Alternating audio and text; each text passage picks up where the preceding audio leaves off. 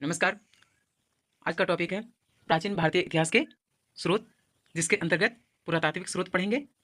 इससे पहले हम भारतीय साहित्य के स्रोत पढ़ चुके हैं, विदेशी साहित्य पढ़ चुके हैं और ये पार्ट थर्ड का वीडियो है पुरातात्विक स्रोत। पुरातात्विक स्रोतों में अभिलेख, जो शिलालेख होता है, सिक्के या मुहर जो होते हैं, स्मारक मूर्तियाँ, चित्रकला, भौतिक अवशेष या मृत भांड, आभूषण, ये सब आते हैं। और इसके खोज के बाद या इस पे रिसर्च करने के बाद जो साक्ष्य या जो तथ्य पता चलता है, उसे हम पुरातात्विक स्रोत के रूप में इतिहास की जानकारी प्राप्त करते हैं। सर अलेक्जेंडर किनिघम को जो है भारतीय पुरातात्विक शास्त्र का पितामह कहा जाता है। सर अलेक्जेंडर किनिघम पुरातत्व शास्त्र का पितामह कहा जाता है। अभिलेख क्या होता है, कुछ शब्दावली देखते हैं। तो अभिलेख जो लेख मुहर या प्रस्तर स्तंभों, स्तूपों स्तूपों, चट्टानों और ताम्रपत्रों पर मिलते हैं, उसे अभिलेख कहा जाता है। इपिग्राफी इपिग्राफी जो है अभिलेख का अध्ययन को इपिग्राफी कहा जाता है, जिसे पूरा लेख शास्त्र भी कहते हैं। पेलियोग्राफी अभिलेख तथा दूसरे प्राचीन दस्तावेज की प्राचीन तिथि के अध्ययन को पूरा लिपि शास्त्र या पेलियोग्राफी कहा जाता है। न्यूमिस्मेटिक जो है सिक्कों के अध्ययन को कहते हैं, या मुद्रा शास्त्र इसे कहा जाता है।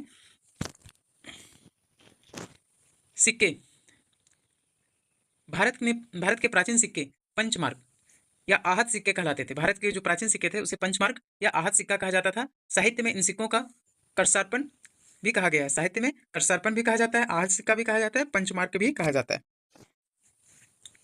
ये जो होते थे तांबे, चांदी, सोने और शीशे के बनते थे। पुराने सिक्के जो थे तांबे, चांदी, सोने और शीशे के बनते थे। आरंभिक सिक्कों में कुछ प्रतीक मिलते थे, पर बाद में सिक्कों पर राजाओं और देवताओं के नाम तथा तिथियां उल्लेखित मिलती थी। इसी के आधार पर हम अनुमान लगा पाते थे प्राचीन इतिहास के बारे में। सोने के लिखित सिक्के सर्वप्रथम कुषाण राजाओं ने जारी किए। सोने में लिखित सिक्के जो है सर्वप्रथम कुषाण राजाओं ने, गुप्त शासकों ने सबसे अधिक सोने के सिक्के जारी किए, और इसी के समय में भारत सोने की चिड़िया कहलाती थी। गुप्त शासन के समय में समुद्रगुप्त को एक सिक्का पर वाणी बजाते हुए दिखाया गया। डायरेक्ट प्रश्न पूछता है कि किस शासक को सिक्के पर वीणा बजाते हुए दिखाया गया, तो समुद्रगुप्त को। सतवाहन ने शीशे के सिक्के जारी किए। सतवाहन ने शीशे के सिक्के जारी किए। गुप्त काल में स्वर्ण सिक्कों को दिनार कहा जाता था और चांदी सिक्का को रूपक कहा जाता था। रूपक का मतलब होता है चांदी, और दिनार का समझ लो कि स्वर्ण, सोना। अभिलेख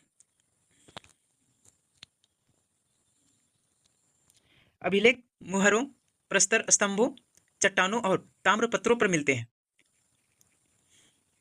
तथा मंदिर की दीवारों और ईंटों पर या मूर्तियों पर भी मिलते हैं। सबसे अधिक अभिलेख मैसूर संग्रहालय में संग्रहित है। मैसूर के संग्रहालय में सबसे ज्यादा अभिलेख जमा किया गया है। मौर्य या मौर्योत्तर काल, मौर्य और मौर्योत्तर काल और गुप्त काल के अधिकांश अभिलेख कॉपर्स क्रिप्सनम इंडिकेरम नामक ग्रंथ में संग्रहित है। मौर्य, मौर्योत्तर और गुप्त काल के अभिलेख।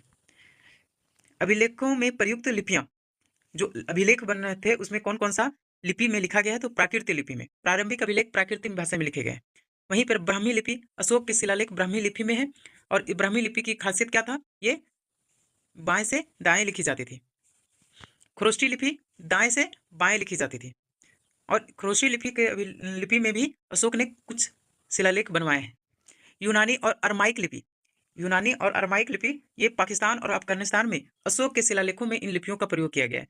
तो अशोक के शिलालेख में यूनानी एवं अरमाइक लिपि भी है, खरोष्टी भी लिपि है, ब्राह्मी भी लिपि है, याद रखिएगा।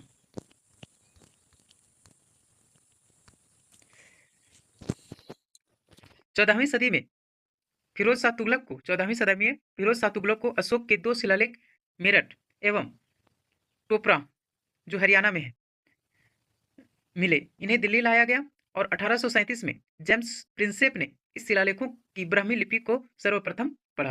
मतलब 14वीं सदी में फिरोज शाह तुगलक जो है अशोक के दो शिलालेख मेरठ और टोपरा से लाते हैं, दिल्ली में रखते हैं, और फिर 1837 में जेम्स प्रिंसेप, जो अभिलेखों में पढ़ने में इसका अलग एक योगदान है, उन्होंने ब्राह्मी लिपि को सर्वप्रथम पढ़ा।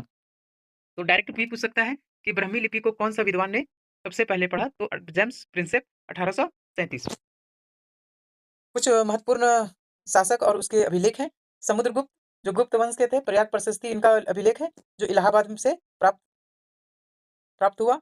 रुद्रदामन जो शक शासक से हैं, शक वंश से हैं, और ये जुनालेख अभिलेख गुजरात से प्राप्त हुआ। स्कंदगुप्त भीतरी स्तंभ लेख, स्कंदगुप्त भी गुप्त वंश के हैं और ये इसका जो स्तंभ जो शिलालेख है वो गाजीपुर से प्राप्त हुआ। हाथी गुफा अभिलेख जो खारवेल जो कलिंग की कहानी है इसमें मिलता है। पुलकेशिन द्वितीय चालुक्य वंश का है और इसका ऐहोल अभिलेख प्राप्त हुआ। राजा भोज जो प्रतिहार वंश का है और ग्वालियर प्रशस्ति जो मध्य प्रदेश वहां से प्राप्त हुआ। विजयसेन देपाड़ा अभिलेख, विजयसेन का देपाड़ा अभिलेख। हर्षवर्धन का मधुबन एवं बांसखेड़ा, ये हर्षवर्धन जो है वर्धन वंश का था। यशोवर्धन मंदसौर प्रशस्ति इसका है, मालवा नरेश था ये। और गौतमी बलश्री नासिक अभिलेख जो गौतमी बलश्री सतवाहन वंश की खास बात यह था कि वो अपने नाम के पहले अपनी माँ का नाम का प्रयोग करते थे, इसलिए सभी गौतमी शब्द का प्रयोग किया है। गौतमी उनकी माँ का नाम है। अभिलेख या विशिष्ट तथ्य क्या है? रुद्रदामन का जुना अभिलेख संस्कृत भाषा में जारी प्रथम अभिलेख माना जाता है। रुद्रदामन का जुना अभिलेख जो है संस्कृत भाषा का जारी प्रथम अभिलेख माना जाता है। पुलकेशिन द्वितीय का ऐहोल अभिलेख, पुलकेशिन द्वितीय का ऐहोल अभिलेख उसके दरबारी कवि रवि कृति द्वारा रचित है। अशोक के प्रयाग स्तंभ लेख में कारुवाकी एवं तिवर का अभिलेख मिलता है। कारुवाकी एवं तिवर का अभिलेख कहाँ पे मिलता है? अशोक के प्रयाग स्तंभ लेख में। समुद्रगुप्त के प्रयाग प्रशस्ति की रचना उसके संधि विग्रहक हरिसेन ने की थी। संधि विग्रहक मतलब समुद्रगुप्त के प्रयाग प्रशस्ति का रचना संधि विग्रहक हरिसेन ने किया था। भानुगुप्त के एरन अभिलेख, भानुगुप्त के एरन अभिलेख, ये सब पूछेगा कि एरन अभिलेख किसके द्वारा लिखा गया। भानुगुप्त का एरन अभिलेख में सर्वप्रथम सती प्रथा गोपराज नामक सैनिक की पत्नी का लिखित साक्ष्य प्राप्त होता है।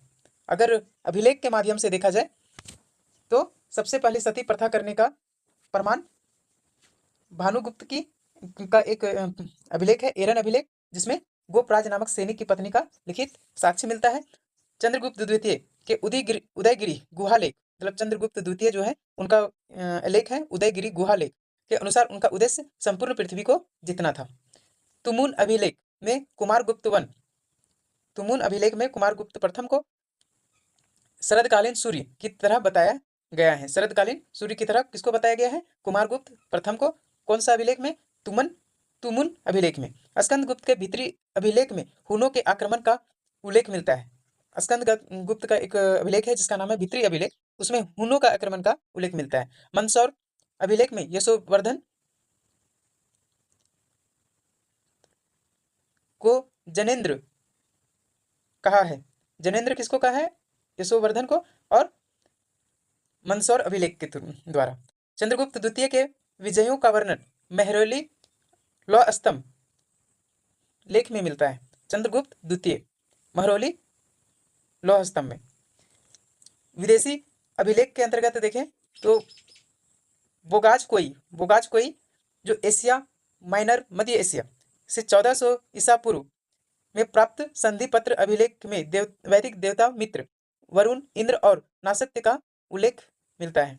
बोगाज कोई जो एशिया माइनर जो मध्य एशिया से प्राप्त हुआ 1400 ईसा पूर्व में प्राप्त संधि पत्र अभिलेख है, जिसमें वैदिक देवता मित्र, जिसे वैदिक देवता का नाम है मित्र, वरुण, इंद्र और नासत्य का नाम उसमें बोगाज कोई में मिलता है।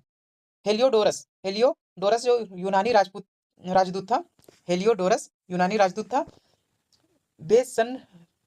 बेसनगर विदिशिया का गरुड़ स्तंभ लेख जो भगवत धर्म वसुदेव की आराधना की जानकारी देता है। मतलब हेलियोडोरस जो यूनानी राजदूत हैं उनकी पुस्तक है, उनके द्वारा ये अभिलेख है। बेनसनगर विदिशा से गरुड़ स्तंभ अभिलेख मिला है और उसमें भगवत धर्म वसुदेव की आराधना, भगवत धर्म मतलब भगवान विष्णु का आराधना की जानकारी देता है। प्राचीन भारतीय इतिहास के आधुनिक लेखक हैं। 1700 1776 में मनुस्मृति का अंग्रेजी अनुवाद ए कोड ऑफ जेंटुलॉज के नाम से कराया गया। 1776 में मनुस्मृति का अंग्रेजी अनुवाद ए कोड ऑफ जेंटुलॉज। वहीं पे sir William Jones, Asiatic Society of Bengal के संस्थापक, डायरेक्ट पूछता है एशियाटिक सोसाइटी ऑफ बंगाल का संस्थापक कौन है, तो सर विलियम जोन्स। और ये 1789 में अभिज्ञान शकुंतलम का अंग्रेजी अनुवाद करवाया। अभिज्ञान शकुंतलम का जो है इसका मूल भाषा है संस्कृत और इसके लेखक हैं कालिदास। तो उसका अनुवाद किसने कराया? Sir William Jones. बहुत ही प्रसिद्ध पुस्तक है 1789 में। विल्किंसन ने 1785 में भगवत गीता का अंग्रेजी अनुवाद करवाया। अभिज्ञान शकुंतलम का अंग्रेजी अनुवाद सर विलियम जोन्स। वहीं विल्किंसन 1785 में भगवत गीता का अनुवाद अंग्रेजी में करवाया। विंसेंट ऑथर स्मिथ की पुस्तक अर्ली हिस्ट्री ऑफ इंडिया में प्राचीन भारत का सुव्यवस्थित इतिहास प्रस्तुत किया गया है। किसका पुस्तक है? विंसेंट ऑथर स्मिथ की पुस्तक। ब्रिटिश इतिहासकार ए.एल. बेसम ने वंडर डेथ वाज इंडिया लिखी है। ब्रिटिश इतिहासकार ए.एल. बेसम ने वंडर डेथ वाज इंडिया लिखा है। वहीं पे डी कोसाम्बी की कृति है an introduction to the study of Indian history, D Kosambi का है। इसमें प्राचीन भारतीय इतिहास जानने का एक उत्तम स्रोत माना जाता है डी कोसाम्बी का। इसके अलावे कुछ महत्वपूर्ण लेखक और उसकी रचनाएं हैं। विज्ञानेश्वर मिताक्षरा, इसकी रचना है विज्ञानेश्वर का मिताक्षरा। जिमुत वाहन का रचना है दैभाग। कालिदास का अभिज्ञान शकुंतलम। मल्लिका अग्निमित्रम रघुवंशम। विशाख दत्त का मुद्रा राक्षस। और एक और उसका पुस्तक है देवीचंद्र गुप्तम। शूद्रक का मृक्ष कटिकम। वहीं वात्स्यायन का कामसूत्र। राजेश्वर का काव्य मीमांसा। कर्पूर मंजरी, हरविलास, बाल रामायण ये राजशेखर का है। बाणभट्ट का एक रचित पुस्तक है हर्षचरित, जो हर्षवर्धन से संबंधित था। बिल्हन विक्रमांक देव चरित बिल्हन का है। अमर सिंह का अमरकोश। पद्मगुप्त का नवसांक चरित। सोमदेव का ललित विग्रह राज। मेरुतुंग का प्रबंध चिंतामणि। भास्कराचार्य का सिद्धांत शिरोमणि। मेरुतुंग का प्रबंध चिंतामणि। ये सब नया नाम है जो सभी को लगभग नहीं पता रहता है। सोमदेव का ललित विग्रह राज। पद्मगुप्त का नवसांक चरित। अतुल का मुसिक वंश। वहीं नागसेन का मिलंद पान्हो। वराहमिहिर का विरहत संहिता, ये सब लगभग नाम सुने होंगे। भवभूति का उत्तर रामचरित। दंडी का काव्य दर्शन। हेमचंद्र सूरी का कुमार पाल चरित। जयदेव का गीत गोविंद। भास का चारुदत्त और स्वप्नवास दत्ता और चारुदत्त। विष्णु शर्मा का पंचतंत्र, ये बहुत ही प्रसिद्ध पुस्तक है। विष्णु शर्मा का पुस्तक पंचतंत्र, ये भी संस्कृत का पुस्तक है। और इसमें जीव जंतुओं के माध्यम से मीन्स जैसे कार्टून में दिखाया जाता है कि जानवरों के माध्यम से बच्चों को शिक्षित करने का कोशिश करता है, वैसी तरह विष्णु शर्मा का पंचतंत्र है। इसमें राजनीतिक, कूटनीति, संधि, मित्रता, दुश्मन, ये सबको पहचानने का एक बहुत ही सुंदर और बहुत ही बेहतरीन तरीके से इसमें समझाने का प्रयास किया है। अश्वघोष बुद्धचरित और सूत्र अलंकर बुद्ध चरित्र का। वेद व्यास का भगवत गीता और महाभारत। वहीं पे भर्तृहरि का भक्ति शतक के राजा थे और इन्होंने वैराग्य के कारण उन्होंने राजपाट छोड़कर सन्यास बन जाते। क्षेमेंद्र का दशावतार चरित। कामंदक का नीतिशास्त्र, कामंदक का नीतिसार, भरत का नाट्यशास्त्र, भरत का नाट्यशास्त्र। आज जो नाट्यशास्त्र हम देखते हैं वो भरत मुनि द्वारा लिखित नाट्यशास्त्र से इसका बेस माना जाता है।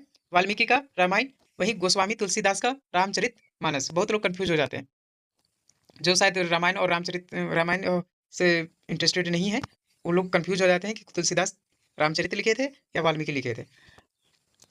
हरिसेन विरहत कथा कोश, माघ शिशुपाल वध, नाम ही से पता चल रहा है, शिशुपाल वध। सारंगदेव संगीत रत्नाकर, सुश्रुत सुश्रुत संहिता, सुश्रुत संहिता ये चिकित्सा के क्षेत्र का प्राचीन डॉक्टर माना जाता है सुश्रुत को।